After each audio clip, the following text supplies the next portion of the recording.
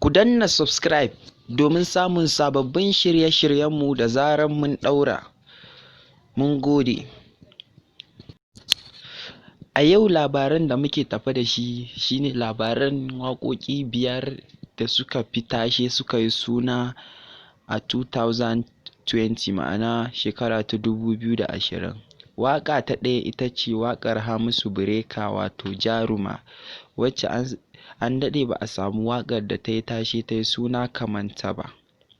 Waƙa ta biyu ita ce waƙar yaran Northside wato YNS, ita ce Da So Samu Ne wato waƙar Hausa hip hop da suka yi, wacce waƙar ba a taɓa samun waƙar hip hop da ta yi suna a arewan nan kamar ta ba a 2020, domin sun yi hazaƙa, sun yi ƙoƙari, sun sa basira a waƙar, domin waƙar ta shiga ran al'umma da yawa kuma waƙar ta yi suna, domin yaran su suke tashe kuma su suke kan yi a shekara ta 2020.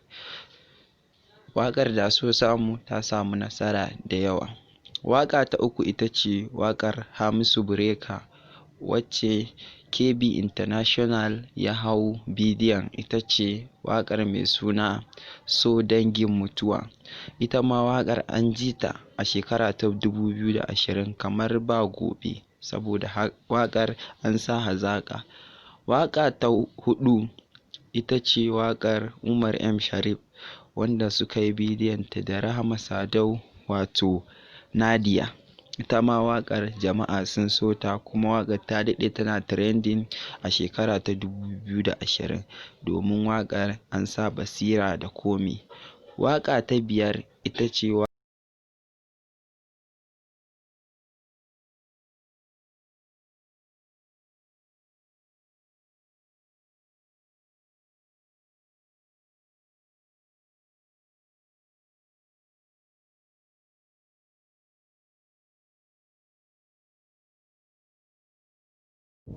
Ku danna mana subscribe domin samun sababbin shirye-shiryenmu da zarar mun ɗaura.